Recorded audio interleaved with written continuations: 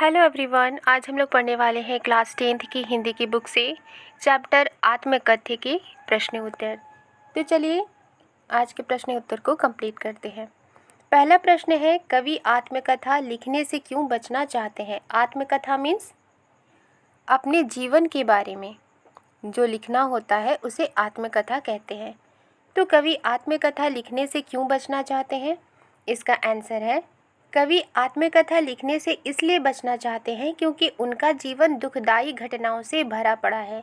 यानी दुख भरे इंसिडेंट से, दुखदाई घटनाओं से लेखक की ज़िंदगी भरी पड़ी है।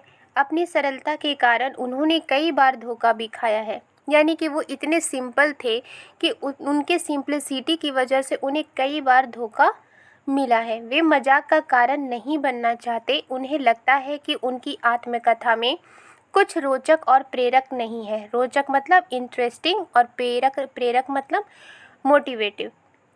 ओके, नेक्स्ट क्वेश्चन है, आत्मकथा सुनाने के संदर्भ में अभी समय भी नहीं, कवि ऐसा क्यों कहते हैं। इसका आंसर है, कवि के अनुसार उन्हें कोई बड़ी उपलब्धि प्राप्त नहीं है। कोई बड़ी उपलब्धि प्राप्त नहीं है, उन्होंने कुछ बड़ा नहीं पाया है।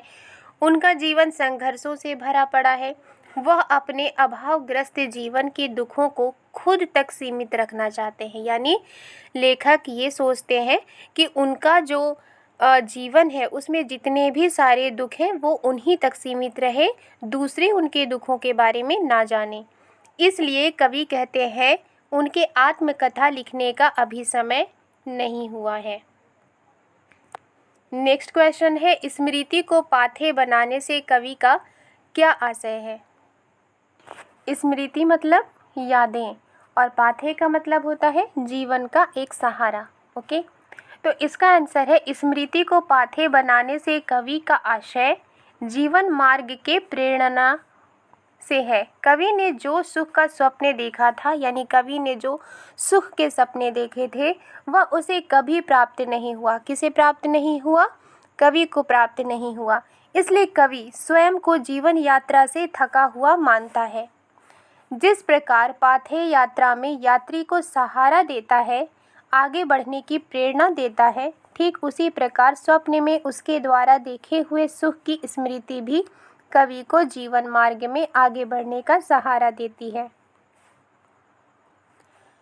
नेक्स्ट है, भाव स्पष्ट कीजिए। पहला है, मिला कहाँ वह सुख जिसका मैं स्वप्न देखकर जाग गया, आलिंगन में आते आते मुस्कुरा कर जो भाग गया।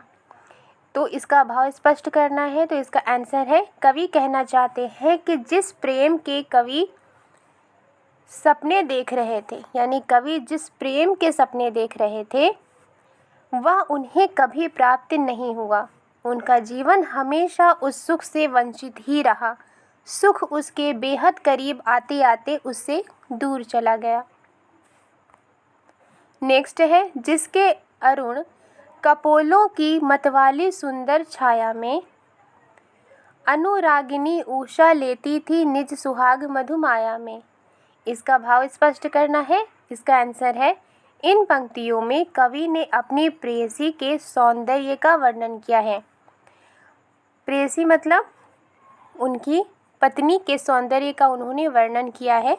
वे कहते हैं कि उनके प्रेयसी के गालों की लालिमा इतनी अधिक है कि उषा की लालिमा, यानी जो सूरज है उसकी लालिमा भी उसके सामने फीकी है।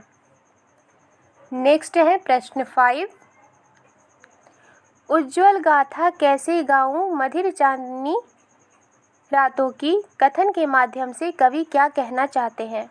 इसका आंसर है, अपने प्रेयसी के साथ बिताए निजी प्रेम के मधुर और सुख भरे क्षणों को, यानी वक्त को, टाइम को कवि किसी के सामने प्रकट करना नहीं चाहते। चांदनी रातों में बिताए गए वे सुखदायक क्षण, यानी सुखमय जो पल थे, किसी उज्ज्वल गाथा की तरह हैं। इन स्मृतियों को, यानी इन यादों को वो औरों को बताकर अपना मजाक नहीं उड़ाना चाहते हैं। उन स्मृतियों को वो निजी संपत्ति की तरह अपने तक रखना चाहते हैं। प्रश्न 6, आत्मकथ्य कविता की काव्य भाषा की विशेषताएं उदाहरण सहित लिखिए। इसका आंसर है जयशंकर प्रसाद द्वारा रचित कविता आत्मकथ्य की विशेषताएं निम्नलिखित हैं। पहला है, कवि ने खड़ी बोली में कोमल शब्दों का प्रयोग किया है, जैसे जिसके अरुण की मतवाली सुंदर छाया में। दूसरा है, मानवीयकरण शैली जो छायावाद की प्रमुख विशेषता है का प्रयोग किया गया है, जैसे अरि सरलते तेरी हंसी उड़ाऊं मैं। तीसरा है, तत्सम शब्दों का प्रयोग प्रमुखता से किया गया है, जैसे इस गंभीर अनंत नीलिमा में असंख्य जीवन इतिहास। चौथा है, गीत लय और छंदबद्ध है, जैसे उसकी स्मृति पाथे बनी है थके पथिक की पंथा की। ओके, तो ये पॉइंट आप लिख सकते हैं। अगर पूछा जाए कि जयशंकर प्रसाद द्वारा रचित कविता आत्मकथ्य की विशेषताएं क्या हैं, तो आप इन चारों पॉइंट को लिख सकते हैं। प्रश्न 7, कवि ने जो सुख का स्वप्न देखा था उसे कविता में किस किस रूप में अभिव्यक्त किया गया है, यानी बताया गया है। उत्तर है, कवि के जो सुख का स्वप्न देखा था उसे कविता में इन भावों में अभिव्यक्त किया है। पहला है, उज्जवल गाथा कैसे गाऊं मधुर चांदनी रातों की, अरे खिलखिलाकर हंसते होने वाली उन बातों की। दूसरा है, जिसके अरुण कपोलों की मतवाली सुंदर छाया में, अनुरागिनी उषा लेती थी निस्सुहाग मधुमाया में। तो ये 2 लाइन है कविता के, जिसमें जो कवि ने सुख का स्वप्न देखा था इन लाइनों में अभिव्यक्त किया गया है। प्रश्न 8,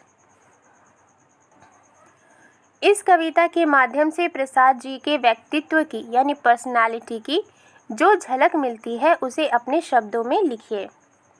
इसका आंसर है, जयशंकर प्रसाद जी छायावादी काव्य के प्रवर्तक हैं। उनका जीवन सादगी से भरा रहा। उन्होंने अभावग्रस्त जीवन जिया। वे विनम्र स्वभाव के थे। दिखावे नाम की कोई चीज़ उनके जीवन में नहीं रही। उन्होंने धोखे खाए, परंतु अपनी सरलता और भोलापन नहीं छोड़ा। अपनी कमज़ोरियों को वो सबके सामने लाने में वे हिचकते थे। वो नहीं चाहते थे कि उनकी कमज़ोरी सभी जाने। चूँकि उन्हें पता था कि ऐसा कर वे उपहास का पात्र बन जाएंगे, यानी कि मजाक का पात्र बन जाएंगे, सभी उनका मजाक उड़ाएंगे।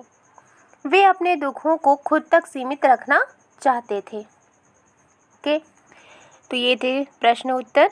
आई होप आपको ये चैप्टर समझ में आई है और इसके क्वेश्चन आंसर भी समझ में आए हैं। वीडियो पसंद आई है तो लाइक एंड सब्सक्राइब करना मत भूलिएगा। मिलती हूँ नेक्स्ट वीडियो में। Thank you.